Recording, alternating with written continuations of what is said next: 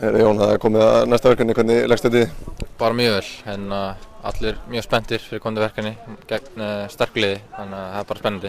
Það verður svona að vera þolinmæðisverk að brjóta létta niður, þeir eru ekki að fá sér mikið af mörkum? Nei, algjörlega, þeir eru búin að halda hreinu held í 4-5 leikjum í röð og þannig að það segir allt sem segir þar, þetta er þétt lið og erfitt að brjóta upp á bak aftur, þannig að það verður krefjandi á liði að eiga opinn og góðan leik gegn þessu liði því þeir eru sterkir.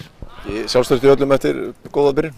Algjörlega, það er sjálfstraustið er hátt uppi og menn virkilega glaðir en einnig halda sig á jörðinni, þannig að það er jákvætt. Menn með ekki fara fram á sér? Algjörlega, það er bara gott dæmi það með kýpurleikinn í fyrra, en ég er nokkuð viss að þessi hópur það er góður að þeir halda haus og já. Þú náttúrulega hefur ekki sjálfur getað beðið betri byrjun í svona fyrsta alvöru leiknum? Algjörlega ekki, þetta var bara frábær dagur og sem að gleymi seint, en eins og segi, maður heldur svo á jörðinni og maður er núna í Lettlandi, ekki heima á Íslandi gegn Tyrkjum. Alfreð er náttúrulega komin inn í þetta núna meiri sanginni, þú gerir ekki kröfu á að byrja á föstudaginn? Ég ger enga kröfur, ég er bara býsna rólegur, þetta er það sterkt lið og kemur ekkert óvart ef maður byrjar ekki.